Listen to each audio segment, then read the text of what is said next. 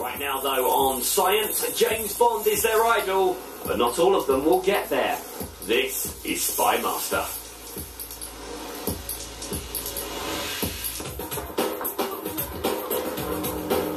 From across Britain and the continent, men and women thought they had what it takes to be a secret agent. After an intensive screening process, only 12 made the grade.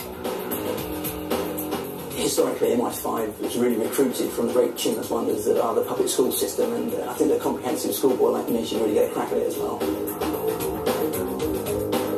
Being born Russian, some people would say, oh, you're a spy. And as a spy, of course, I would say, no, I'm a doctor. Now these 9 men and 3 women have been taken to a secret location deep in the heart of the English countryside. A spy school for a crash course in modern espionage. Completely overawed and really excited about what's going to happen because it's the real stuff now. They will be taught by 4 spy trainers, each specialists in their field. Paramilitary expert Ridian Bridge, Josie Walker, specialist in surveillance, and in charge of covert operations Terry Wigglesford. Leading them is Barry Davies. To be a spy, you have to learn the trade. The lessons we're going to teach you include lockpicking, self-defense, surveillance. All the lessons are exhilarating and personally challenging. Continually assessed by the spy trainers, then the top recruits will be sent into foreign territory for a grueling final mission. But only 4 can make it through to the end. Each of the recruits must prove they have what it takes to be a spy master. I don't think I've got any weaknesses. I'm just looking forward to it.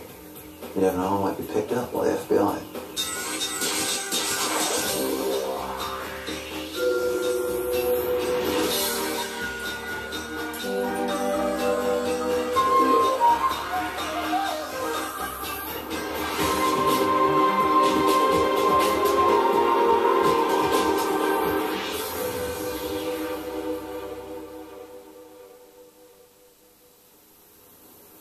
First thing I'd like to say is congratulations on getting this far. The rest of the course, we're going to teach you how to be spies. You were told when you came to have a cover story. Forget the old you, think of the new you. When you go upstairs, you will find a bag on your bed. Get rid of the old you by placing anything that can identify you at the moment inside the bag. Credit cards, jewellery which has your name on it, personal letters, anything which tells us who you are. Because after tomorrow, if I find anything on you which can tell me who you are, the old you can't. Just half an hour into the schedule, the recruits are being given their first lesson in espionage, an essential lesson. Protect your identity at all costs. Steve Feasey, 33, manages a department of a major photographic company. His hobby, amateur dramatics, may help him to be a spy. Pretty tough though, just stupid things like receipts and stuff that might come from a shop nearby where you live and stuff like that. It's just, that's a bit crazy, but you never know. Pretty sure I got most of it. All of it. As the recruits remove all evidence of their real lives, they must put a false one in its place. They have all arrived at the school with pre-prepared cover stories, and the spy trainers will make sure these stories are watertight. You got cash in your pocket? Grilling each of them is the school's director, Barry Davies. Also putting them under pressure is spy trainer Terry Wigglesford, specialist in covert surveillance. What's your name? Sean. Sean? Sean Farley. Farley? Where are you from, Sean? We're originally, or where I live now? Where are you from, originally? Originally I'm from Harrow. Where do you live now? I live in a place called Gosforth Park. It's Danny. Danny? Danny Green. Yeah. Yeah. From? Well, I live in a little village called Trevarian, which is down Cornwall. And don't know if you know it at all. No, that's a very nice part of the country. Steve Hart, a 45-year-old kitchen fitter, lives in Essex. In his spare time, he's a black belt martial arts instructor. I run a small bed and breakfast down there. How many rooms? 4 rooms, so I've got 4 rooms that guest rooms. You know? This is only during the summer. I do about 9 weeks during the summer. Five rooms in the summer's a lot. Four, and I've got 4 rooms. Right. And it's drama you teach? Yeah. Dancing, singing? No, not dancing. Just acting? No, just acting, actually, yeah. What does that say on your t-shirt? The cover story is the bedrock of tradecraft. Tradecraft is the set of basic skills needed by every spy and forms stage 1 in the recruit's training. Target Foxtrot, Red 1, Blue 2. Over the next 48 hours, they will learn skills they never knew existed. And as they are put under constant pressure, they will also be under constant assessment. By the end of the next 2 days, the spy trainers will know which of them is capable of being a spy. By 9:15, the recruits are ready for their first lesson, covert surveillance. They will learn how to follow an enemy agent, a target, without being spotted. This can't be taught in a classroom, so the recruits are about to be thrown in at the deep end, out on the streets, surrounded by members of the general public. This part of their training will be overseen by Josie Walker, expert in counterintelligence. This is where we're going to be operating, doing our very basic surveillance foot follow this morning. We have the target there. He will be the same target through all the scenarios this morning. All you know is that the target is going to appear at that junction. So from then on, you choose how you run the operation. The target for this morning's exercise is spy trainer Ridian Bridge. To learn the basics, the recruits first follow him around a fixed route. Here for target is Foxtrot to Red 1. Roger. Communicating by radio, the recruits will be using code names and code words. This is standard security procedure. Sierra has target, Blue 1. The recruits must position themselves so while one is watching the target, the others are covering areas he will go to next. Understood, that's good. The trainers are looking for those who can communicate clearly, think fast, and disappear into the crowd invisible. It's a very complex subject, so we'll just start with the basics. How to follow a target covertly, how to hand over the target between team members, and how to blend into the environment and use the cover available. And it'll give us a chance to see them hopefully acting naturally in an easy environment with a preset route and the same one target over and over again, just so they get used to the basics. Spy trainer Terry Wrigglesford is also on the ground for this exercise. He's watching Polly Evans. She's a Cambridge graduate and a triathlete. But all the qualifications in the world won't make you into a spy. You can see Polly over there. She should maintain a position further back. She's walking in front of the target. Can you, Golf, can you take target 1 at Blue 1? Golf. She's very nervous and you can see it in her body language. She's concentrating more on the radio, looking very obvious. Golf. Reconvene at the cross, well done.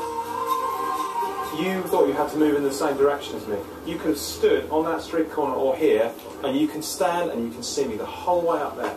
Yeah. And also you was a bit nervous about the radio, so you was quite obvious. Now they understand the basics, it's time to up the ante. With the recruits working in pairs, the target is about to add some tricks into the manoeuvres, just to see how they cope. Juliet Lima Sierra, we can eyeball the target. The target is being handed over to Liam Baines and Alistair Newing. They seem to be working well together, Alistair acting as the eyes, while Liam keeps in touch with the other teams by radio. They're in a good position. All call signs, Lima, target stationary. Target now heading towards Blue 1. Good. All call signs, Lima, target is centre of Blue 1. Target is complete, this is Lima, target is complete in original gift company, Blue 1. The target has hidden himself from view, operationally known as going complete. It's a simple tactic, but extremely effective. Look at these boys here. All they need is the exit for that shot. They're walking straight past it now. All call signs, this is Lima, target is still complete. Roger, Juliet. He's just in a walk past. You can't see him now, he's coming out of the shop. After a 5-minute wait, the target is now tailing Liam and Alistair. All call signs, And this is Lima, target has the left heading up towards blue 1. So now they're in front of the target. They'd have been better off sitting over there and just having an eyeball on the exit. All call signs RV at the cross. You walked up into that hotel, into the entrance, then you turn back to look at it. There's nothing to stop you just walking on back or having a conversation to each other and one of you talking to each other and looking over the other's shoulder. You just kind of sort of went round the corner and then immediately you were standing there waiting for me to walk past. And if I just glanced up there, which I did, I spot two guys kind of looking at it. What's going on? It's getting there slowly. It's like a game. You just got to make it flow, be flexible, think fast on your feet, and it'll come. And it's a good start. The simplest of tactics has foiled Liam and Alistair, but going complete is the most basic ruse. Gone complete. I have no eyeball on target. West, white. Gone complete. The target is in a shop with 2 exits, each leading onto a different street. You can see Steve there. Third parties can actually see what he's doing. He's standing there in the open, talking into the mic. He could still be using his partner as cover. It doesn't have to be so obvious. Of all the agents on the ground, Steve Hart is the only one who's figured out that the shop has a rear exit. This is hotel. We have the rear entrance of Scott's. They're all calling in where they are. They've actually staked out, which is quite good. They've actually staked out this shop. Of course, I stand by. We have the target. This is hotel. The target is heading towards red 2. Steve's group have actually picked up the target. He's walked straight through the other side of the shop. So they've got him controlled. They've covered that option. So they have the target. Steve H was great. Steve Hart, yeah. Yes. Yeah, Steve was, I've said it all along, he's been a natural. Yeah, he's very intelligent as well. He He's got the voice procedure just like that, he just picked it up. I mean, I was really, he's done it before. Bit concerned about Liam, his body language on the streets. And Polly was surprisingly disappointing. Every time she looked in my direction, she couldn't stop looking away, jerking her head back. And even after we told her, she still kept doing that. Now they've been introduced to the principles of surveillance, the recruits are about to be thrown into the deep end. Spy trainer Iridium Bridge, the target, has jumped into a car and is on the move. Whenever the target is mobile, you need to be mobile in order to follow him and gather intelligence and information. It's one of the key components of being an operative. Their task is still to follow the target, only now they're in cars. Robin and Alistair are in the lead and have the target in their sights. Their backup is Jonathan and Susan. Steve Hart and Steve Feasy are at the rear, the tail end Charlie. The exercise is to keep the target in their sights over a 20-mile route, half an hour's driving. Alpha has Charlie 1, going round bend, wooded areas, trees. To lessen the chance of being spotted, they must rotate the lead car. This way the target will see different cars in the rear view mirror and is less likely to realise he is being followed. As the target makes a turn at a junction, the lead car peels off and backup takes over. I have Charlie 1. Car number 3 becomes number 2. Go back up. Your left. Robin and Alistair do a quick U-turn and rejoin the team at the rear.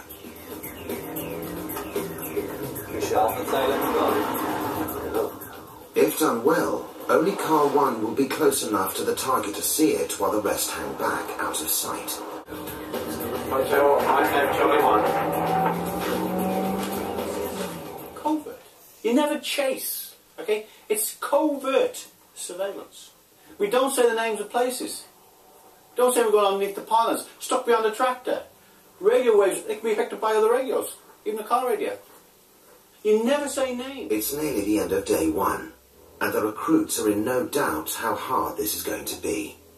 It doesn't turn out that I'm very good at being covert in the middle of town. I held the microphone in the wrong place, I kept looking up all wrong, so that was not a particularly triumphant experience. Things came up during the manoeuvre that you look back and think, I should have known that. And it's quite obvious in hindsight that, you know, perhaps you shouldn't have been talking while the target was passing right by you. Things like that, you know. Staff said earlier on, you know, surveillance is an art. Most people take 6 months to learn it. So, yeah, I think we did superbly. I mean, I had a great time. Took a while for the adrenaline to subside from the missions that we did, the chasing the cars. We were supposed to be slightly more covert than we actually were. It was really a rally around the countryside. We was come down on quite heavily for the mistakes we made. And I had a chance to do another run on the mobile surveillance. I feel sure that, you know, it would have been 100% better. But it's a very steep learning curve straight away. To pass physical objects, documents, money, film, the safest way is by using a hiding place both agents can get to at different times. A dead letterbox. I mean, there's so many trees and things around. I mean, it's so blatantly obvious to leave something in a tree, though, isn't it? The recruits must pick a site for a dead letterbox, then decide on signals that will indicate when the drop is loaded with intelligence ready for retrieval. I haven't got a bit of chalk on. I'll tell you what I'll do.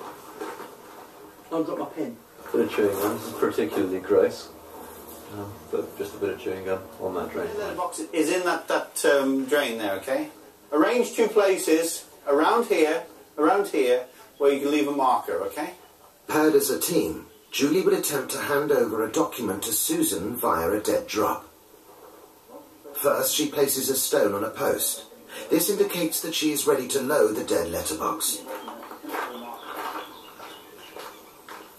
Susan, spotting the sign, signals in return with a chalk mark that she is ready to retrieve the contents of the box.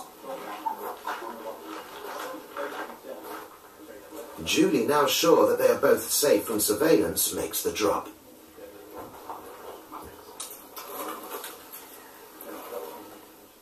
At a pre-designated time, Susan collects the contents. Dead letter drops are simple, but they have been used with devastating effect by spies the world over. And this is a spy's foremost job, finding people with access to sensitive information and persuading them to steal it and hand it over. MI6 have an exercise to discover which of their operatives have any aptitude for this, and the recruits are about to undergo the very same test. This is going to be called Operation Perfect Stranger. Your task is to use your false personalities to make contact with a complete stranger and to obtain, under whatever pretext you like, their name, address, date of birth, age and occupation.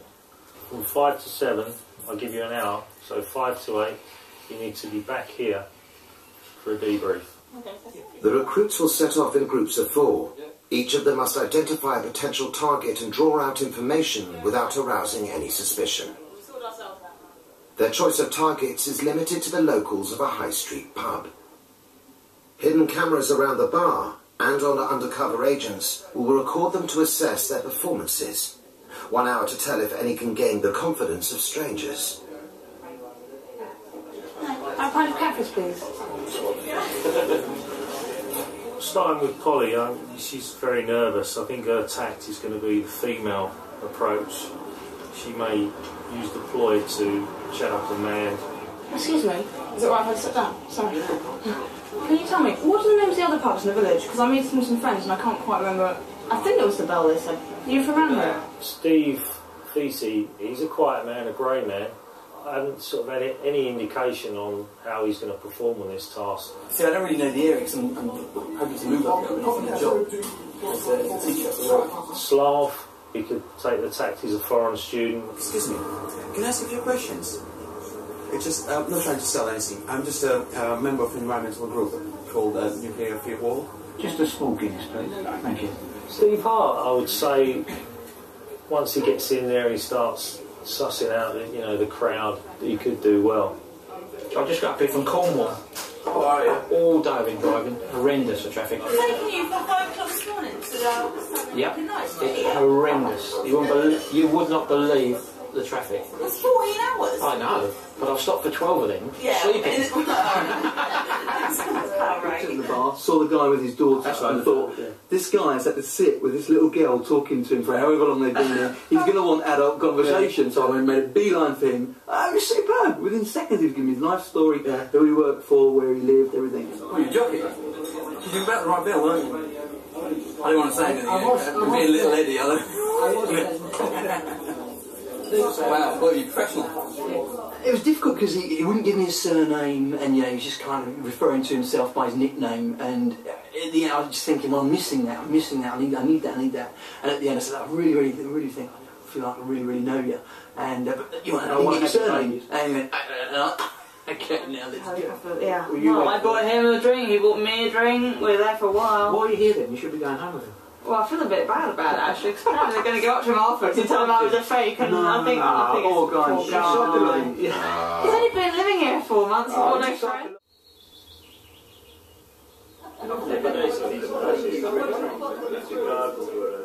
End of day 2. Tradecraft training complete, and the recruits are allowed their first few moments of relaxation. For one night only, they'll be able to indulge the James Bond image of spies. Dinner jackets, fine food and glamorous company. Guest of honour is Oleg Gordievsky. This is a chance for the recruits to meet the most important Soviet agent the British ever turned. That spies have to watch their every move, every second of the day, is a lesson that the recruits must learn. For spies, there is no downtime.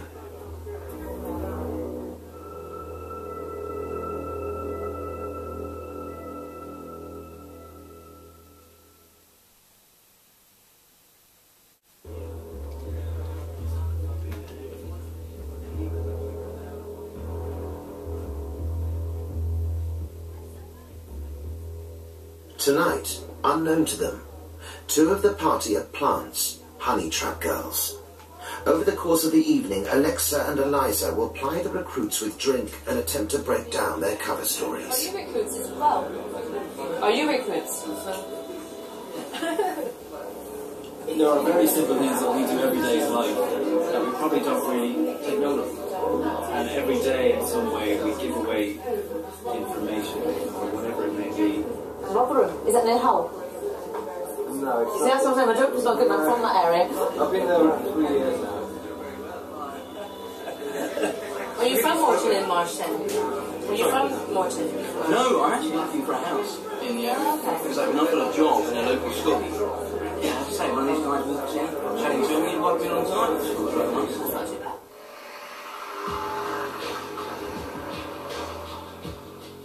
2 days ago, 12 recruits arrived at a secret spy school for a crash course in espionage, leaving their old lives behind.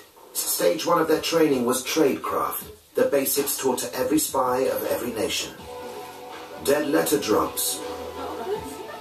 Agent recruitment. Unfunny questions, that kind of girl. Covert surveillance. Target is Foxtrot to Red 1. You can say we're all still running around shouting at it, always like, Roger, cool, you know, we just think it's all sort of super secret spy stuff. It's a mindset, and you need to get into that mindset. A lot harder than it looks. Kilo Hotel, I have the target, I can't take over. It looks very simple until you actually do it. There's a lot of information to assimilate. The final lesson in tradecraft was the use of cover stories. And at the end of the 2 days, 2 honey trap girls were brought in, Alexa and Eliza, to ply the recruits with drink, food and questions. Despite some close calls, all held to their covers. Now stage 1 is complete. The spy trainers could see which of the recruits are beginning to shine. From our initial selection weekend, we were looking at totally different people, apart from the 2 Steves, who we've always had at the top of the list. A lot of people have actually come on over the course and improved considerably. I mean, I'm thinking of Alistair there, Julie particularly, who we weren't sure if we were going to take her on, and she's done incredibly well. Steve Hart, I think, has always been... And Steve. Steve held up his cover story very well tonight at the dinner party, whereas a couple of the guys almost let it slip. There was Robin and Liam. Big disappointment for me, it really surprised me, was Polly. I was amazed how... Yeah, Polly's just fallen apart. We thought she was going to be the best. Too talkative. She's too loud. And too loud. Yeah, everything's a joke to her. I think Liam's another one he's not fitting in anymore. He looked a bit out of place. You could tell he felt out of place. So, and I don't think there's going to be much improvement there with the time frame we have. You need to keep these points in mind now, because we're going to have to drop a few. Of the 12, the spy trainers are looking for 4 to send on a final mission overseas. In stage 2 of the training, they will put the recruits through a punishing series of lessons and tests to weed out the weakest.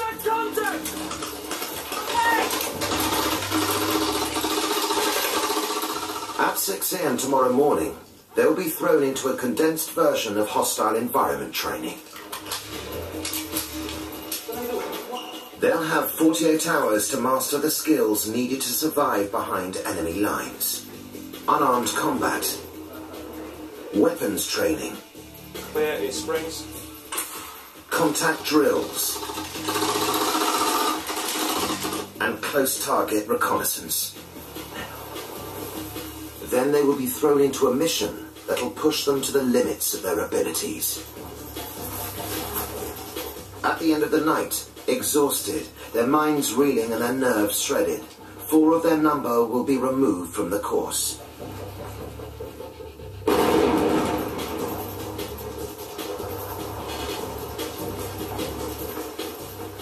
The culling process is about to begin.